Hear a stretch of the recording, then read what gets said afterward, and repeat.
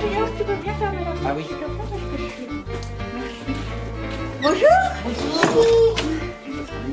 Alors, Je vis dans un immeuble, coincé au fond de la Vous avez rien touché, hein? Non, on a juste ce qu'il y avait dans la bouteille, c'est tout, parce qu'on avait soif. Avec les yeux. Alors justement. ah, J'aime bien que ça me masque. bon, bah, ok.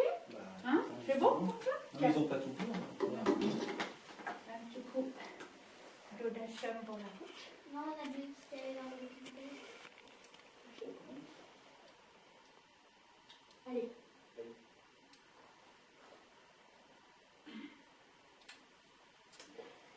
Ah, tiens, donne. Tiens. Hop. Voilà. Bon, bah, bienvenue.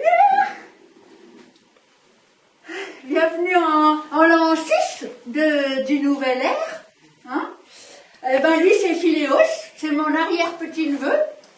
Il est poète, explorateur, décolleur de chewing-gum, et j'en passe ça, oui. Bah, et c'est Jacinthe, donc mon arrière-grande-tante. Et on l'appelle aussi l'optimiste de quartier. Oui.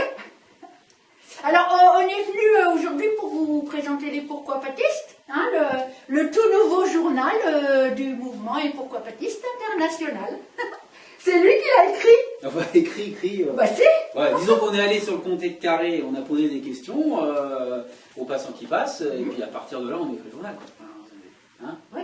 Voilà. Ah, mais peut-être on peut leur dire quand même comment ça arrive, tout ça, non? Ah oui, bah oui. Parce que surtout, on ne vous dit pas le plus important, en fait. Ce par quoi tout a commencé. Enfin, plutôt par qui, hein. Parce qu'il se trouve que Philéos, c'est l'arrière-petit-fils d'Eugène Toutankarbon, le célèbre poète chimiste. Oui. Alors, mais raconte-leur, Philéos, tu sais, les zigles, les sacs, tout Oui. ça, j'adore. Bon, voilà. Oui. Mais en fait, on peut pas, Jacinthe. Pourquoi on ne peut pas? Tu sais bien. Oh, pardon. Je peux vous demander de vous relever parce qu'il faut qu'on fasse un pas de côté, sinon vous n'allez rien Ouais, entendre. rien du tout. Ouais, ça c'est le problème. Ouais. Ah, on aurait dû le faire avant. Alors, du côté qu'on Voilà. veut, hein. Allez, hop, c'est parti. Attention, debout, voilà. Hop, pas de côté. Voilà, ça bah, sera c'est mieux, beaucoup plus comme ça. facile comme ça, ouais. Allez, vas-y, Bien. Philéos. Bon, on est en l'an 3 de notre nouvelle ère. Et Eugène Toutankarbon, le célèbre chimiste poète, voilà, c'est lui, ouvre sa fenêtre.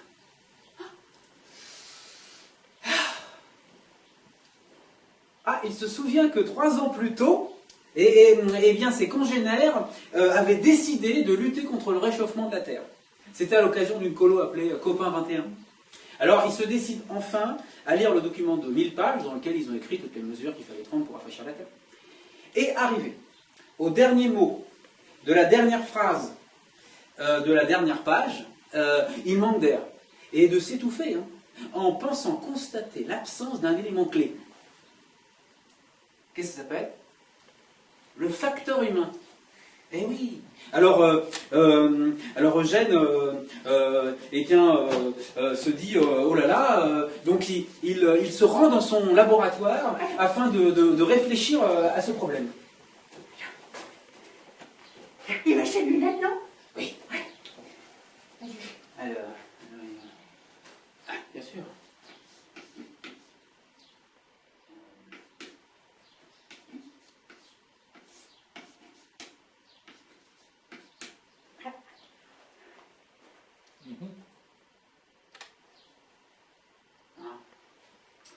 Alors, des semaines passent et Eugène ne trouve rien. Alors, un jour qu'il est dans sa cuisine en train de déguster un plat de nouilles, il trébuche sur son chat. Mais qu'est-ce que tu fais encore dans mes pattes, nom d'un chien? C'est alors que cette phrase rebondit dans son cerveau un peu comme une boule de billard. Et ploc. Mais bon sang, mais c'est bien sûr. Il retourne dans son laboratoire.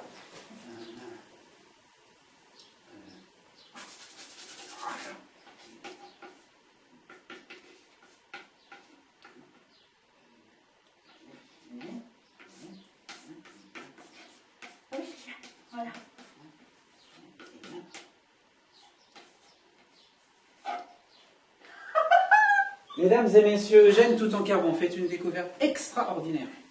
12 gaz humains d'origine inconnue seraient à l'origine des gaz à effet de serre. Ouais, 12 gaz humains. Et voilà. Bah, voilà un petit peu voilà ce qui nous amène à la création des Pourquoi Pâtisses. Et peut-être, Philéos, avant, tu peux peut-être expliquer les gaz humains, donner quelques exemples quand même. Ah oui, bah, on peut donner quelques exemples. Alors, qu'est-ce qu'on pourrait donner? Est-ce que tu as une petite... Bah oui, là, regarde. Ah bah oui, je vois plus rien. Bah oui, ça les voit mieux. Alors, C'est les lunettes de Gênes. alors, par exemple, on pourrait prendre, bah oui, lui là. Ah oui. Voilà, le Maccabée. Alors, oui, ça te dirait de participer à la colo Copain 21 pour rafraîchir la tête? Ah bah, à quoi bon? On n'arrivera jamais à se mettre d'accord, hein. Maccabée, mais à quoi bon façon. Un autre. L'éclat. L'éclat. L'éclat. Vas-y. Voilà. Éclat. Mes voisins, ils m'ont encore offert une boîte de chocolat à Noël. Moi, j'ai pris encore 6 kilos. Non, mais vraiment, ils se rendent pas compte, hein? Bah oui. Bah oui, l'éclat, l'enfer, c'est les autres. Voilà. Bon, bah un dernier. Oui. Tu sais, Jacinthe, je pense que tu devrais prendre un petit temps pour emmener Donald Trump faire de la patinoire. Pour qu'il soit un peu moins grognon et qu'il fasse moins de bêtises. Hein. Ah bah oui, bah super idée, hein. Ah, mais moi, j'ai pété, hein. Voilà. J'ai pété. J'ai pété. J'ai pas le temps.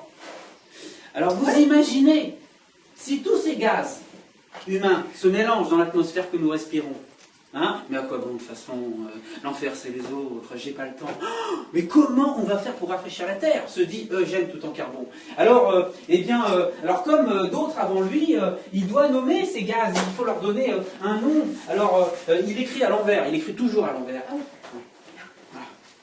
Alors, là. Et comme, après cette découverte, il est tout hilaré, eh bien, une fois n'est pas coutume, il lit à l'endroit. Zag. Eh ben, pourquoi pas? Et donc, Eugène va rédiger la première nomenclature des zags de Toutankhamon, juste avant de se faire écraser par un bus. Voilà.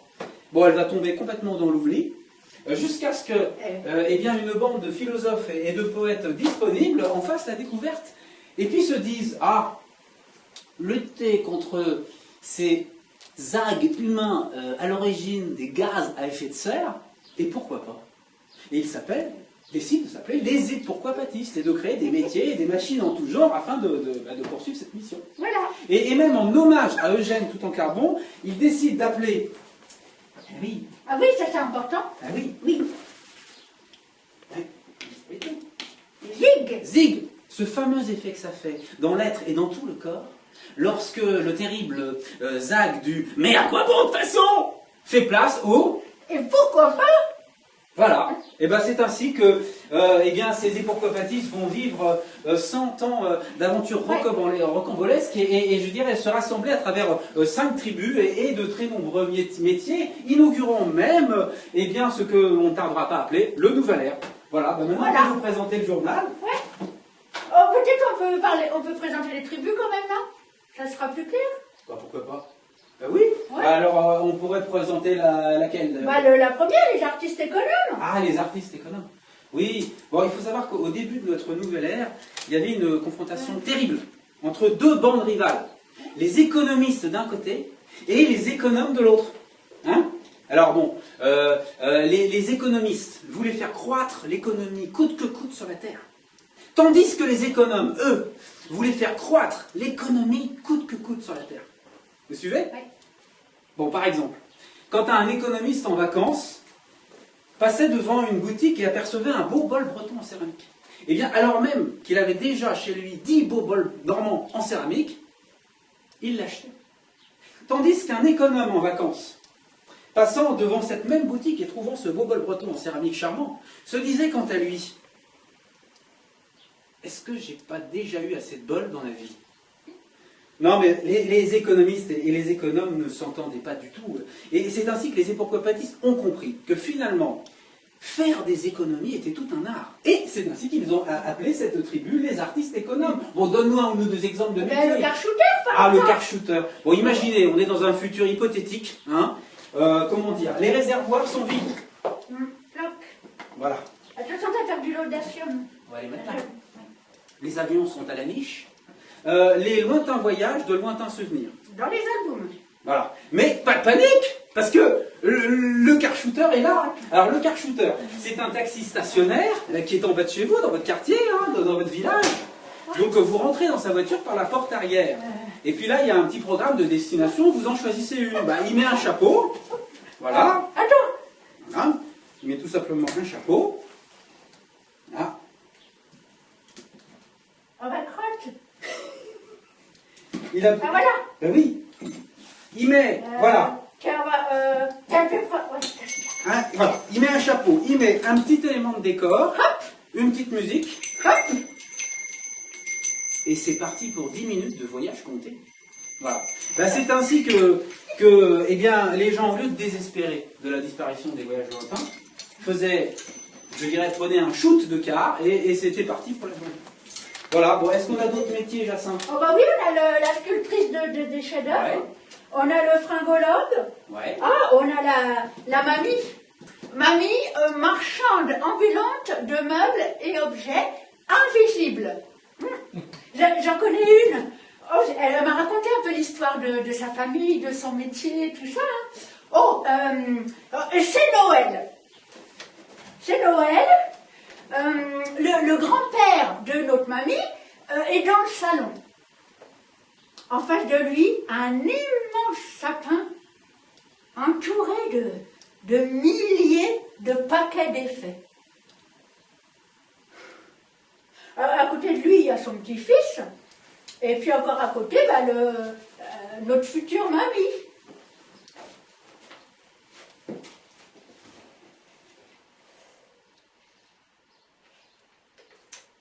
Il décide de vanter les mérites d'une petite voiture invisible auprès de son petit-fils.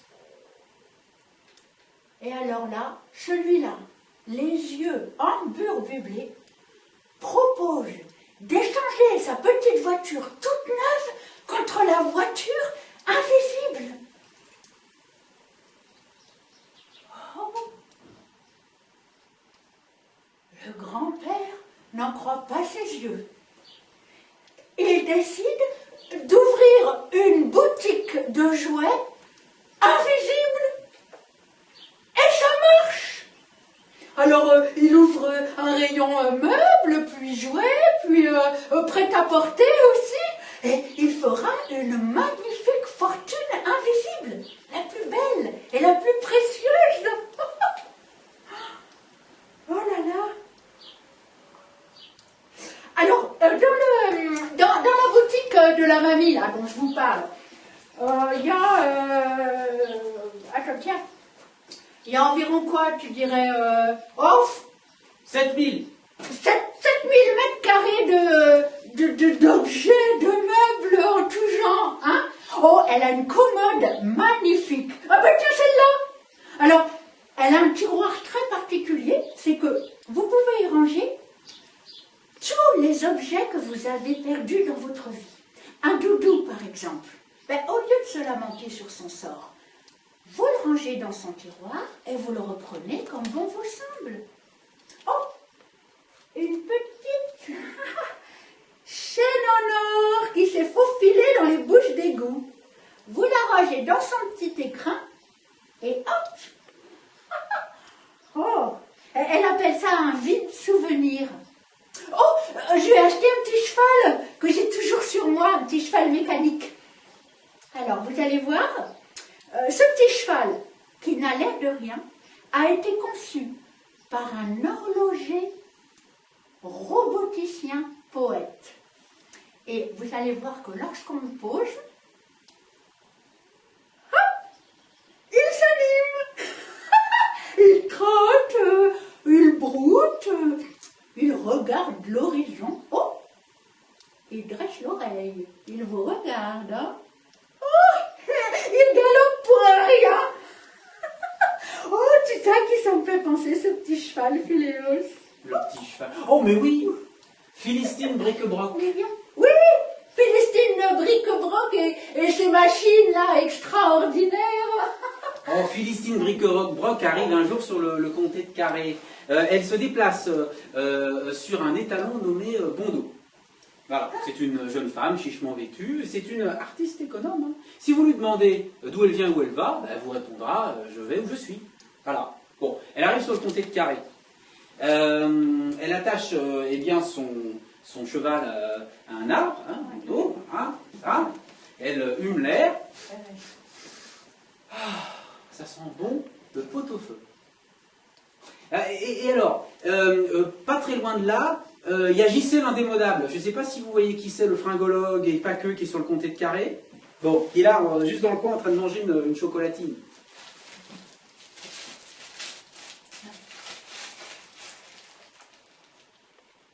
Il vient vers elle et il lui pose un peu des questions. Alors, le métier de Philistine, c'est artiste économe. En fait, son truc, c'est que elle pense à des trucs qui n'existent pas. Et puis, bah, elle décide de les inventer comme ça, avec 3 fois rien. En fait, c'est son truc, quoi. C'est son métier. Bon. Alors, quand il comprend le genre de personne qu'elle est, il lui a donné un morceau de chocolatine, quand même, pour la faire parler. Important. Et bien, il réfléchit, il lui dit, dis-moi, qu'est-ce que tu pourrais faire en échange du gîte et du couvert? Qu'est-ce que tu pourrais faire pour nous, là, dans le village? Alors, Philistine réfléchit, elle regarde un peu autour d'elle, et puis elle voit, oh, la boutique! Il y a une boutique, là, juste au milieu du comté de Carré.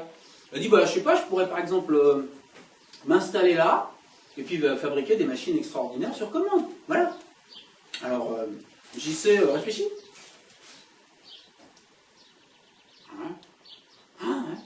Et il se met à rire, et il lui dit, mais c'est formidable. Écoute, je connais bien la propriétaire, elle dira oui. Alors, et dès demain, le lendemain, effectivement, les habitants du comté de Carré eh bien, réhabilitent la boutique, et Philistine est restée comme ça 6 mois, et a fabriqué toute une série de machines extraordinaires. D'ailleurs, on les a là dans le journal. Oui, on a retrouvé l'inventaire de toutes les machines qu'elle a créées pendant qu'elle était sur le comté. Hein. Oui. Alors, attention.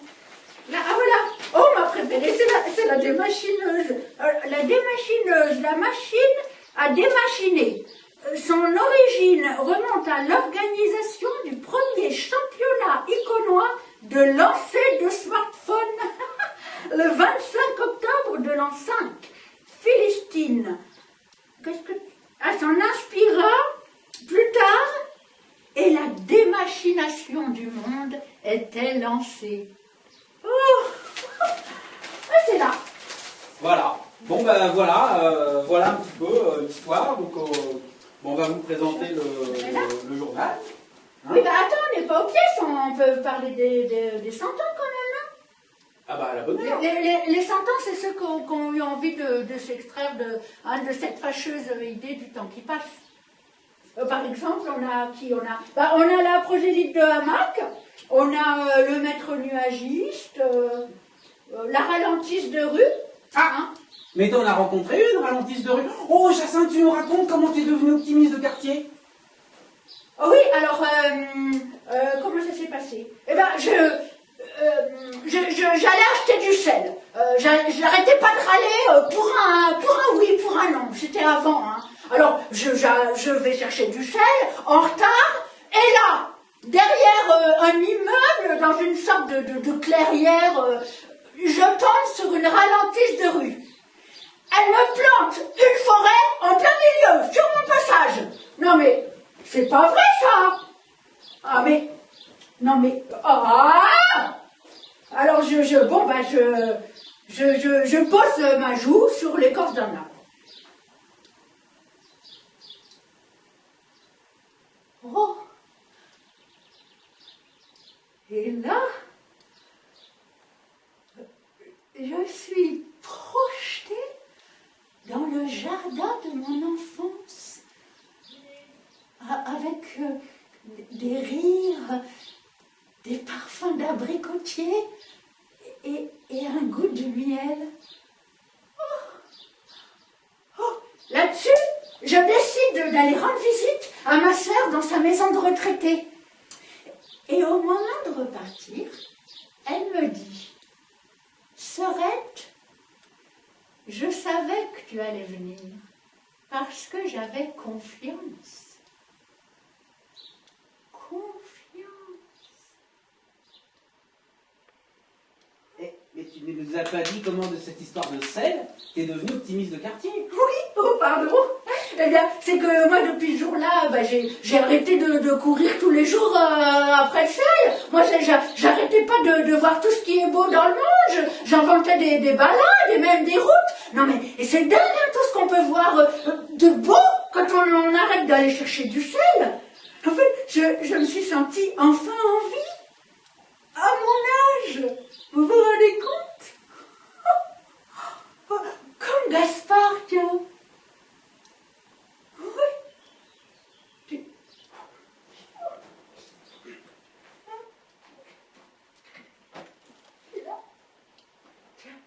Attends.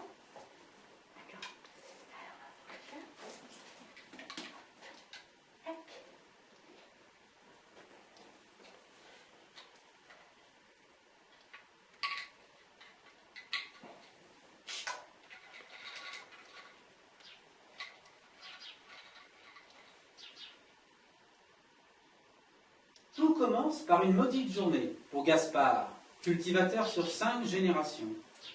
Il conduit son tracteur pour l'épandage. Il n'arrive pas à dormir depuis son retour d'un stage professionnel où on lui a dit « Vous devriez cultiver des parcelles plus petites. Vous devriez arrêter d'épandre. Laisser reposer la terre et y revenir avec une meilleure intention. Vous devriez ralentir, mon gars. » Ralentir, ralentir. Ah ben j'aimerais bien les y voir, bougonne-t-il.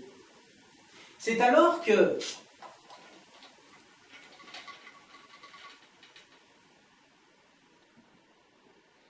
son tracteur s'arrête net.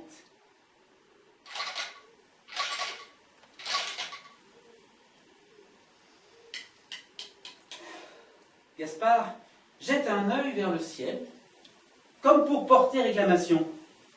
Des images de foudre lui viennent, et de purin qui se déversent sur la tête de ses donneurs de leçons. Oh, il y a même une corde. Tiens, c'est alors que son regard se fixe sur un nuage. Il est bien bizarre, en forme de papaye même. Gaspard le scrute, jusqu'à ce qu'il se transforme et ne soit plus aussi drôle. L'expérience lui plaît. Il n'en dira mot à personne, mais depuis ce jour, Gaspard s'octroie chaque semaine un temps pour contempler les nuages. Ça devient son jardin secret. 6 mois passent. Gaspard connaît la faillite. Ah, on peut plus épandre? Eh ben, il n'y a plus qu'à se pendre. Il se rend dans son champ, au pied d'un poirier sauvage. Il installe son tabouret de pêche, monte dessus.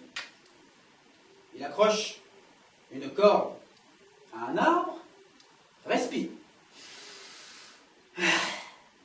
Enfile la corde.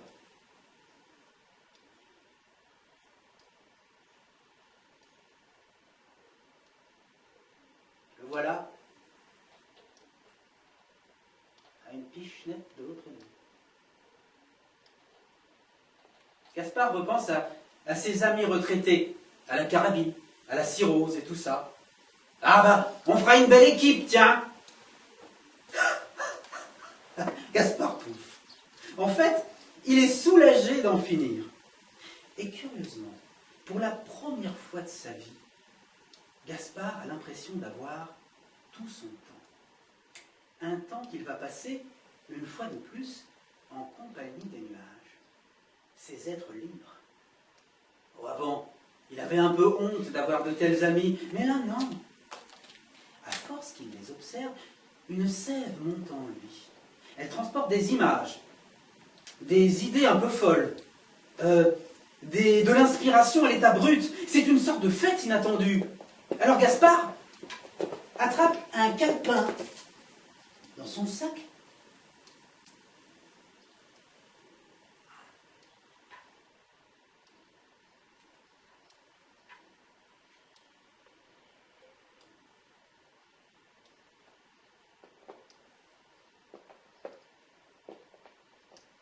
Et décide de tout noter au cas où ça pourrait servir.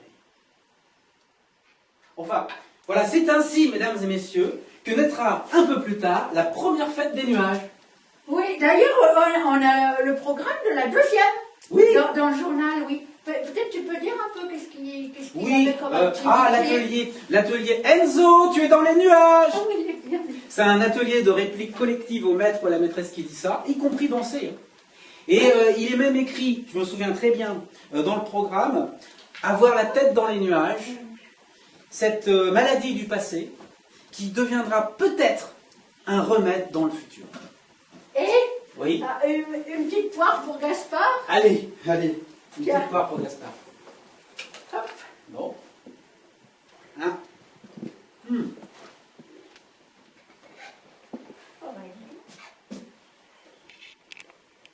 Oh, je suis contente, moi, d'avoir réuni cette bande des pourquoi patistes là. Et quelle idée t'as eu hein, pour ce journal-là? Ah, mais Ah oui, c'est vrai. faut qu'on avance. Ça va. Dis-leur comment Il y il a de la est né. bouffe, Hein? Oui. Alors, ouais, bah c'est le 11 octobre de l'an 5 de notre nouvelle ère qu'on a atterri sur le comté de Carré. Ouais, pour lancer le premier journal, Les Pourquoi Patistes. Alors, quelques temps avant, je m'étais rendu chez Jacinthe pour lui parler de cette idée un peu folle. Moi, je viens bien. Seulement, est-ce que je peux t'avouer quelque chose, Jacinthe? Bah oui, pendant qu'on y est. Bon, comment dire, la veille du jour où je suis venu te voir, eh bien, en fait, je m'étais replongé dans la nomenclature des actes de Toutankhamon. Je me remémorais les premières aventures des époques-patistes. Phil, le philosophe de récré, Carena, la ralentisse de rue, le car-shooter, le marquis. Ah bah, je te trouvais bien, hein, Ouais. c'est vrai. Sauf que, en réfléchissant, je me suis dit qu'on avait un problème, un gros problème même. Ah bon? Hmm. C'est gros que ça? Bah, les époques-patistes, c'est vrai, ils vivent des aventures fabuleuses. Hein. Il n'y a pas une journée, malgré leurs péripéties, où ils ne remplissent pas leur réservoir d'espoir, d'aventure, Ah oui, d'accord. d'inspiration. Des litres, hein, des hectolitres, des décalitres même. Ah oui, mais seulement le problème c'est que, en fait, les époques-patistes sont à un pas de côté du monde normal. Et que se passe-t-il, Jacinthe, quand deux mondes, là, sont ainsi parallèles? Je sais pas. Ben, ils ne se croisent jamais. Et le problème, c'est comment on va faire pour rafraîchir la Terre si ces deux mondes ne se croisent jamais? Et c'est là que je me suis dit, il manque une passerelle. Eh oui, une passerelle capable de faire communiquer ces deux mondes. Ah oui, Eh bien, et pourquoi pas un journal? Le journal serait la passerelle qu'il nous manque. c'est bien, moi j'aime bien les passerelles. Voilà. Oui. Alors, nous sommes allés sur le comté de Carré, et puis nous avons posé des questions farfelues, mais pas tant que ça, à des patients qui passent. Et ils ont répondu. Et à partir de là, on a rédigé le numéro 1000 de Les Pourquoi Patistes. Ensuite, nous sommes allés sur le comté, non, là, dans la région du 103, et nous avons posé des questions farfelues, mais pas tant que ça, aux passants qui passent. Et ils ont répondu. Et à partir de là, on a rédigé le numéro 999 de Les Pourquoi Patistes. Seulement, depuis Jacinthe, est-ce que tu n'as pas remarqué qu'on a un problème? Encore? Ben oui, en fait, quand on se balade sur le marché pour diffuser les Pourquoi Patistes, qu'est-ce qui se passe? Oh, c'est rigolo. Oui, enfin, c'est tellement rigolo que y a des personnes qui tournent la tête. D'autres prennent le journal, mais ne le lisent pas, nous le savons. D'autres encore prennent le journal, le lisent, mais ne le comprennent pas. Bah, ils n'ont qu'à faire un pas de côté. Oui, mais enfin, Jacinthe... Bah oui, non, mais on peut pas non plus faire le pas de côté à la place des patients qui passent. Non Mais plus. ce qui est peut-être un petit pas de côté pour les uns et sans doute un gigantesque pas pour l'humanité. Et c'est là que nous avons commis une erreur. Mais oui, il ne suffit pas de construire une passerelle entre les deux mondes. Mais non, ça ne marche pas comme ça. Bon, Jacinthe, quand un zig rencontre un zag, qu'est-ce qui se passe? Ça pète. Oui. Eh bien moi, je fais le pari qu'une transformation chimico-poétique peut se produire dans une sorte de conversation secrète entre les zigs d'un côté et les zags de l'autre. Les zigs et les zags peuvent enfanter quelque chose de nouveau. Ouh. Un zigzag? Et pourquoi pas un zog? Et oui, le zog serait l'enfant du monde normal, trop normal, et du monde poésie, trop poésie. Mais oui, ce serait cette rarissime, précieuse et si puissante bulle d'oxygène qu'il manque à l'air que nous respirons lorsque ce dernier est rempli eh bien, de désespoir et d'aquabonisme. Jacinthe, tu te rends compte? Et si ce zog était cette créature mutante, capable, quant à lui, ou quant à elle, eh bien de mêler la molécule des nécessités terrestres, responsable un peu parfois de quelques méfiances, de peur, d'aquabonisme général, avec l'apparition toute petite, hirsute, fulgurante, indomptable, issue des usines à farfeluserie intérieure présentes en chacun d'entre nous. Pour à la fin, eh bien, calmer les fièvres un peu extravagantesques de l'humanité, et à la fin, au bout du compte, eh ben, nous rafraîchir la terre. Donc je pense, Jacinthe, qu'en réalité, nous sommes là pour annoncer à la population du Champelois la naissance de la première pouponnière à Zog, qui est les pourquoi-patistes. Dis donc, toi! Ah ben, quand tu vas aller à l'essentiel... Ah, l'essentiel. On peut se perdre dans la question de l'essentiel. On connaît un. Et ah bah oui, tu te souviens, Ah bah il y en a oui. un qui s'est perdu dans la grotte de l'essentiel. Bernardo? Oui. Oui. Ah bah d'ailleurs, tiens, il a rencontré le Phil Pocket, ça c'est la tribu du Love Stream. Ah C'est oui, la tribu le d'après, Love regarde. Stream, oui. Le- Au début de notre nouvelle ère, eh bien, les époques-patistes se sont dit que il fallait s'occuper de la question de la foi en l'homme. La foi perdue en l'homme. Responsable de l'émission de très nombreuses algues à effet de serre. Ouais. Et il pensait même qu'un courant d'air circulait entre nous, capable tantôt de se refroidir, tantôt de se réchauffer, selon ce qu'on faisait. Et ils ont décidé de l'appeler le Love Stream. Qu'est-ce qu'on a comme métier de Love Eh Stream? ben, on a l'archéologue de Sakarev, et puis notre Phil Pocket là. Alors, en fait, Bernardo, il a rencontré un Phil Pocket dans une grotte de l'essentiel. Et nous, on a retrouvé son carnet de bord, on pourrait Oui. dire. Un document rare, hein. Tu es là? Tu l'as? Ouais. Oh, fermons les yeux. Fermez les yeux, hein. C'est bon.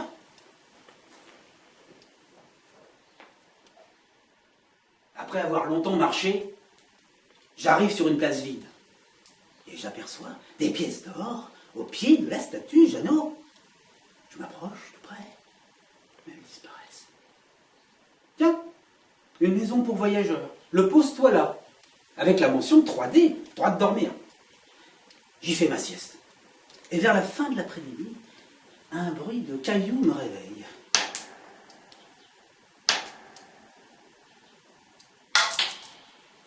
J'aperçois une frêle silhouette dans la rue.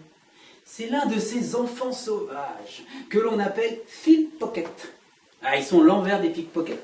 Ils vont au contact des gens et leur mettent un trésor dans la poche. Ah, ils font ça pour qu'on aime mieux l'humanité après. Bon, je décide de sortir. L'enfant me glisse une poire dans la main et se met à courir vers l'entrée d'une petite falaise troglodytique. Je décide de le suivre. Il pousse une planche. Il y a là un escalier qui s'enfonce dans la falaise. Après 10 minutes de descente, nous arrivons au cœur d'un labyrinthe. Le Phil Pocket me guide dans ce dédale et nous voici dans une grande chambre éclairée par des lampes à huile. Là, l'enfant me dit « Il faut tourner la langue 7 fois dans sa bouche. Après, il faut faire le tour des ponts et boire un verre d'eau bleue. » Je m'exécute. Je sens le bon coup. Mais cette salle contient des livres, des journaux, par milliers. Tout au bout, une affiche clouée sur la roche. Le premier championnat du 100 mètres, MAITRES. Tu m'apprends, je t'apprends. Sur la droite, je découvre des rayonnages à perte de vue. Chanvre, sésame, courge, millet, pavot, lin, tournesol, tomate, chia, citrouille, sarrasin, citron, pastèque, quinoa et j'en passe. C'est à ce moment que je comprends que je suis dans l'une de ces fameuses salles construites au début du Nouvel Ère, juste après la crise de l'essentiel. C'est une grotte de l'essentiel, autrement appelée salle du trésor public. Certains euraient mis de l'or, et donc je suis tout excité. Dans une autre salle, des milliers de petites fioles sont entreposées sur des étagères. J'en ouvre une. Un parfum délicieux s'en dégage. C'est la salle des pas-personnes. Elle conserverait les traces inspirantes de milliers d'habitants de la région. Je m'enfonce plus loin dans la grotte par une passerelle. Et là, j'entre dans la salle des règnes. Je me sens pris à la gorge. Des racines remontent depuis mes jambes. J'entends des cris d'animaux.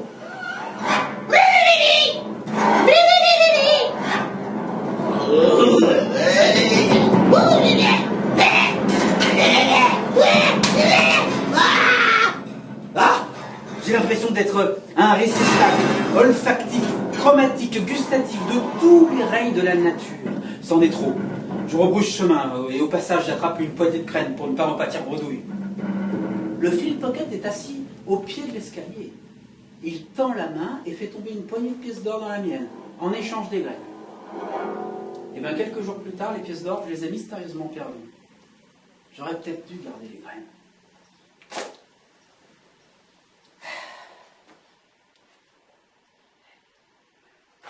Il a dû souffrir, ce Bernardo, hein.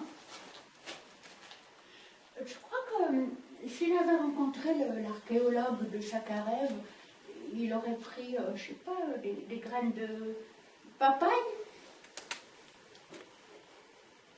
Oh, Philéos, tu fais le philosophe de récré et moi je fais l'archéologue.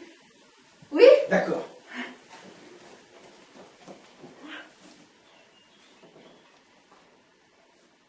Attends, hein. On va faire un petit peu. Attends. Oula. Ouh.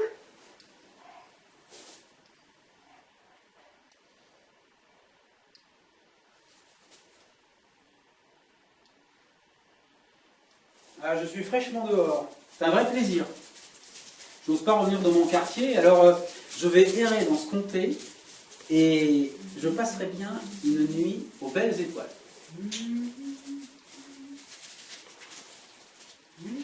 Après une déambulade, j'aperçois au milieu d'une toute petite ruelle un feu, des mitaines. Je capte même des notes agréables. Une femme est là, d'une quarantaine d'années.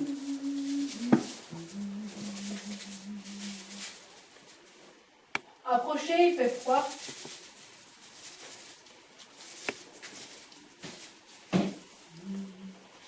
Je m'appelle Eugénie. Je m'assois dos au mur, en face, et je réfléchis. Oh, sans penser. Qui est-elle? Est-elle une de ces employées jetées avec l'eau du virus? Une ancienne commerçante? L'âme d'une comédienne? Des enfants, en a-t-elle? Vous sortez de prison. Et comment vous savez ça? Votre bracelet, ils ont oublié de vous l'enlever. J'en vois beaucoup comme vous. Il y a au-dessus d'elle un objet brillant. C'est un petit cheval. Les flammes se reflètent sur sa carcasse de métal. Il est accroché à un fil. Vous êtes une de ces sorcières à la mode, c'est ça? Les sorcières ne sont jamais vraiment à la mode. Je suis archéologue. Et qu'est-ce qui vous est arrivé pour en être là? Mais j'ai toujours été là, vous savez. Je suis archéologue de Sakharev. Et à quoi servent ces objets? Mon métier consiste à récupérer des objets perdus qui matérialisent les rêves perdus, de les suspendre à un fil, et quand un passant qui passe le reconnaît, il peut le reprendre. il y a une loi. L'obscurité intérieure, l'autre qui est en soi. Une page blanche. L'enfance éternelle, à ne surtout pas oublier. Il y a un morceau de bois qu'elle nomme Prendre le temps. se promener, s'offrir à l'aventure. Et elle explique même que le fil qui relie ces objets est la sensation du sens même. Les rêves sont les antichambres du vivant, celui qui continuera quoi qu'il arrive. Reprenez donc un objet perdu.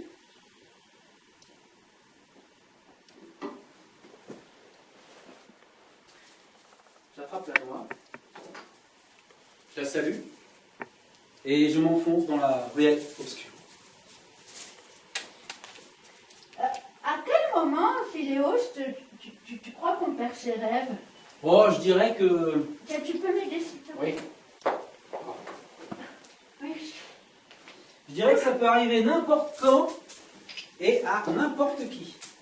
On peut même perdre les rêves qu'on n'a pas eu le temps d'avoir.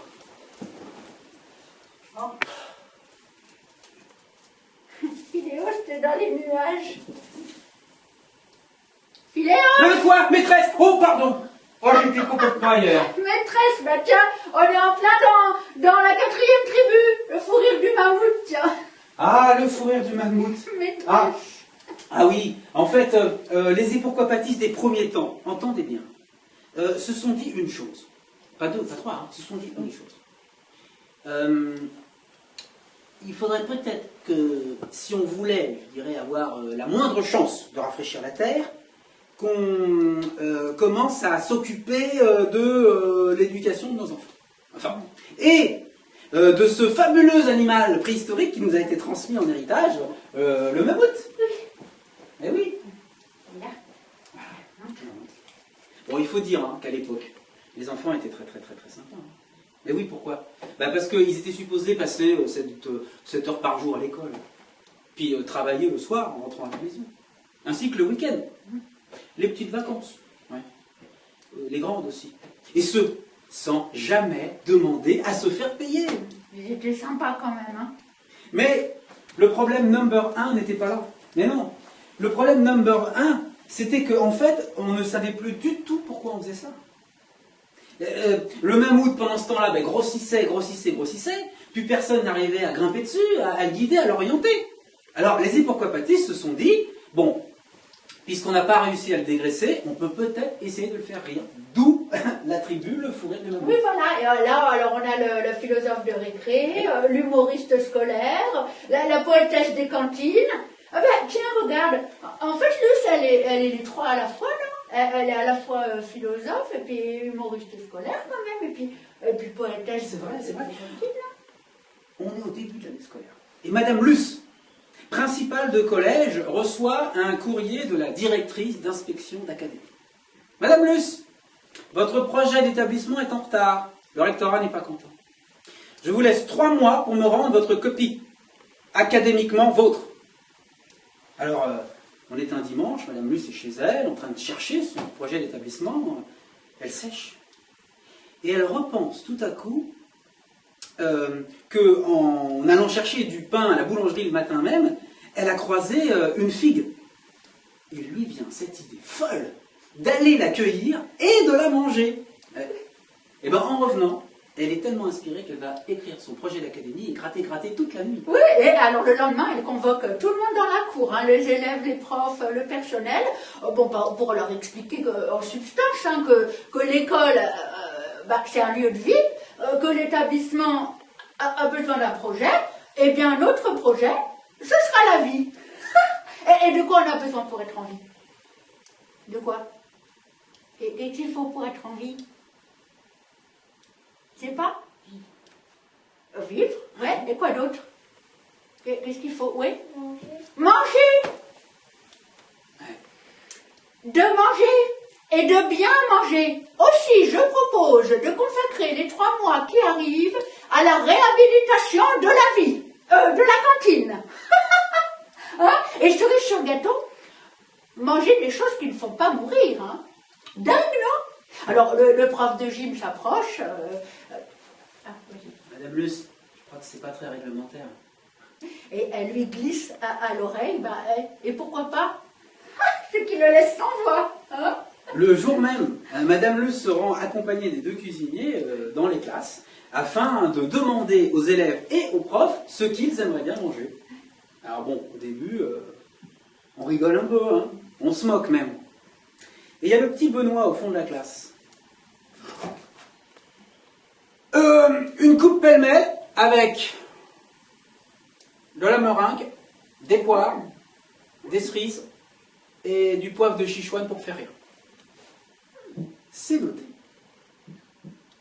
Alors, dans les jours qui suivent, Luce, elle fait la tournée des classes. Alors, les élèves et certains profs aussi, l'attendent de pied ferme. Hein. Alors, pour rigoler, pour pas bosser, mais ça les intéresse aussi. Hein. Alors, en fait, Luce répond comme un gage, comme ça, qui se propage. Hein. Dans tout le collège. Dans tout le collège. Oui, en fait, c'est sa bonne humeur qui se propage. En fait, elle vient de faire bifurquer le cours des programmes. Alors, tout le monde s'y met maintenant, même certains parents qui viennent passer la journée au collège, à peindre, à décorer, à jardiner, à cuisiner, à goûter. Hein? Hey. Eh ben, les 3 mois ont filé comme une coupe pelle-mêle. Et du coup, on est enfin prêt. Madame Luce a invité la directrice de l'inspection d'académie, qui est venue accompagnée de son attaché caisse, sa mallette pédagogique, et de son assistant. La cantine est devenue un endroit magnifique. Les élèves mangent avec des profs. Pour la convivialité, dit Madame Luce. Il y a un homme là-bas. C'est Gaspard. C'est Gaspard, le cultivateur. Mais oui, en fait, comme il a fait un rond, on le nourrit en échange de son blé. Eh oui. Ouais. Voilà. Oh, elle aperçoit des enfants en cuisine en train de sortir des plats chauds du four et de se lécher les doigts. De l'autre côté de la baie vitrée, elle voit aussi des élèves dans un potager en train d'arroser les poireaux. Alors Luce lui explique que c'est aussi important de jardiner que de faire pousser du hashish derrière le buisson. Hein. D'ailleurs, on leur en distribue un petit peu de temps en temps, mais attention, hein, à la seule condition qu'ils sachent bien écrire hashish. Fais voir. C'est ça. Oui, non, ça t'est tombé dedans dans la marmite quand t'étais petit. Arrête. Alors, elle va pour en proposer à l'inspectrice, mais non, trop tard. Hein. Celle-là, elle a les talons à l'horizontale. C'est en maison de repos forcé que Madame Luce mettra un point final à son projet d'établissement, qu'elle appellera le manifeste interdit des cantines. Et elle écrira sur la première page, si comme Gandhi disait, nous sommes ce que nous mangeons, eh bien, faisons que nos enfants soient, et l'école sera. C'est ainsi que Madame Luce est devenue l'une des plus grandes poétesses de cantine de tout le Nouvel Ère. Et son manifeste a inspiré énormément de révolutionnaires de cantine par la suite. Moi, je me ferais bien une petite coupe pêle-mêle. Oh, allez, rapidement comme ça. Normal.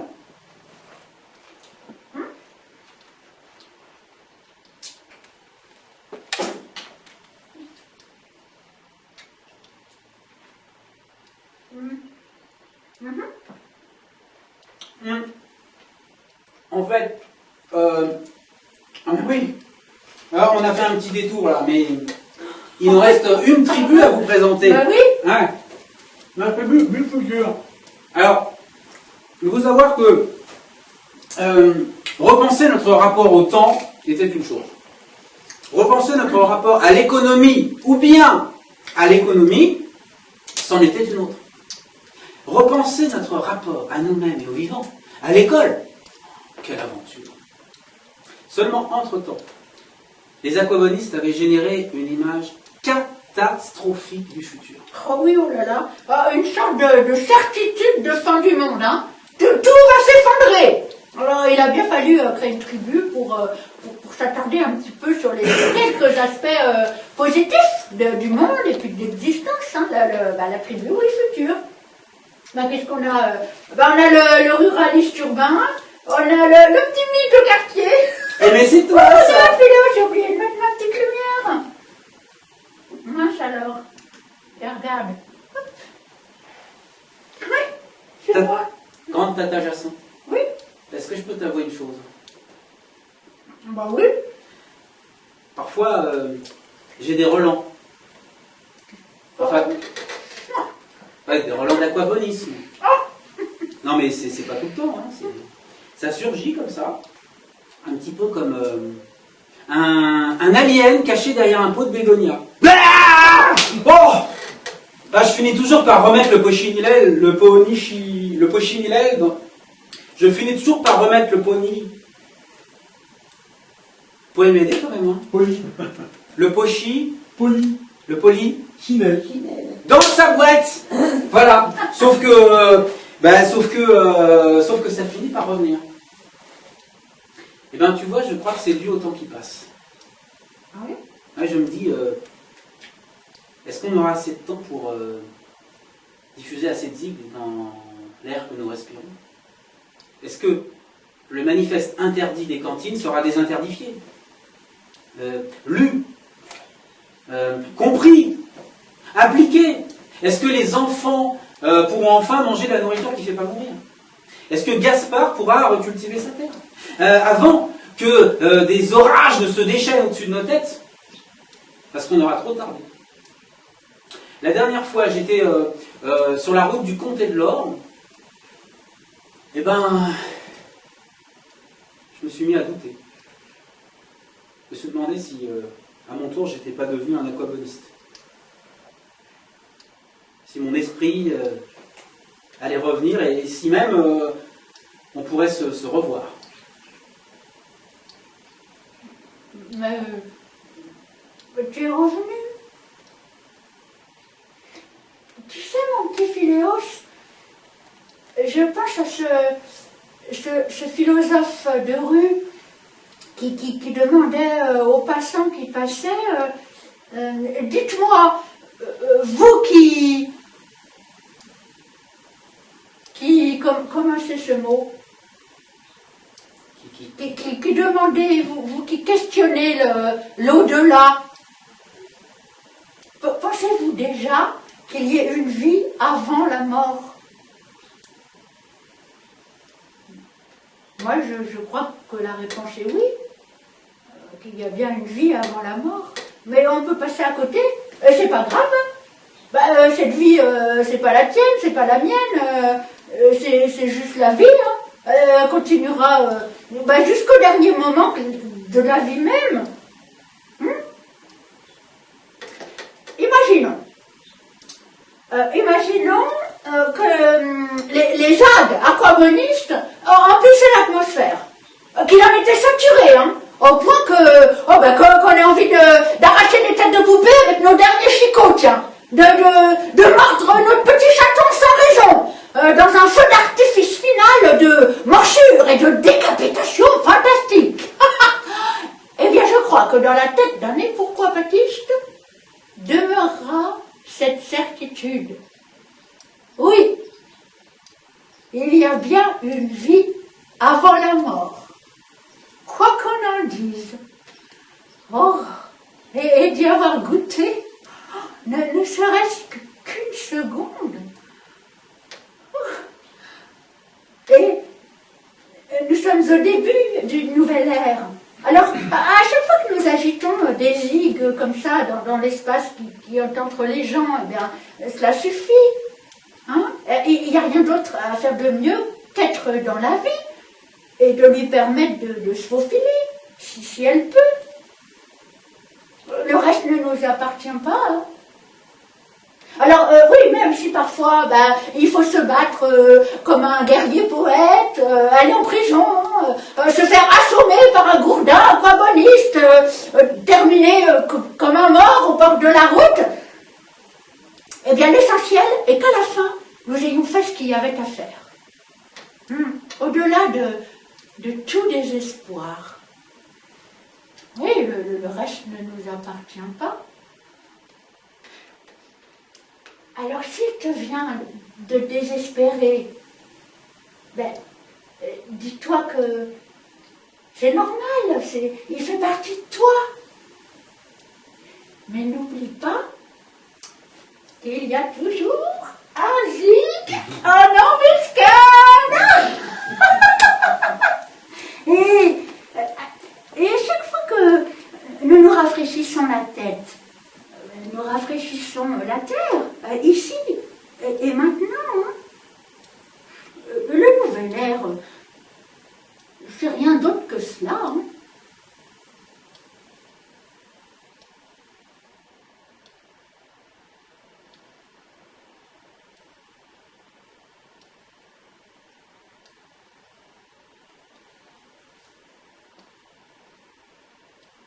Oh, Phileas. Oh, ton bus! Oh là là, mais ok, mais qu'est-ce qu'on fait? Bon, bien, bah... Oui. Alors, pour les pourquoi-patistes, c'est 2 € ou pas. Donc, voilà, je raccompagne Jacinthe pour son bus. Hop, attends, 2 € ou pas, hein, c'est vraiment, voilà. Allez, vite. Oh là là, bah oui, excuse-moi, mais... Voilà. Voilà, c'est bon, je suis prête. Pardon. Voilà, Tiens, merci. à la prochaine. Hein, Voilà, à la prochaine. au revoir. Pardon.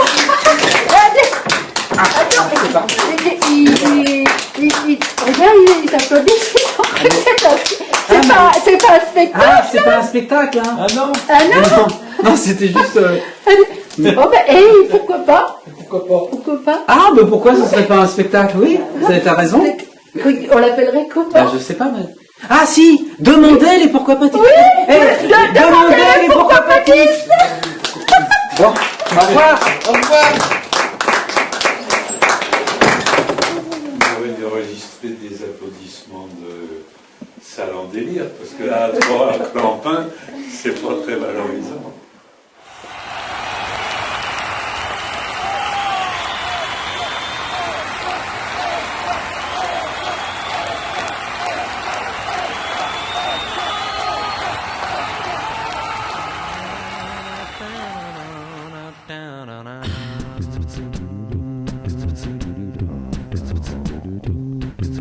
Sono ridotto uno straccio, per questo mi faccio anche se non mi va. Ho una pistola che langue in mezzo alle gambe che non spara mai. E tra peccato e castità vive la stirpe mia. Gira la giostra rock and roll che la porta via.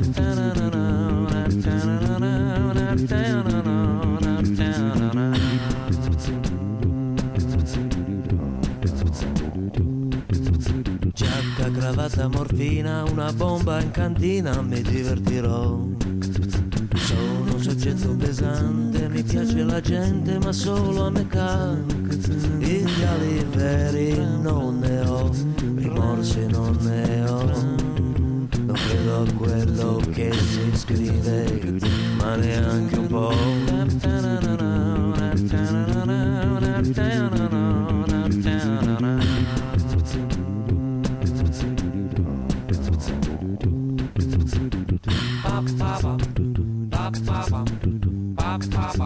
Sono ridotto uno straccio,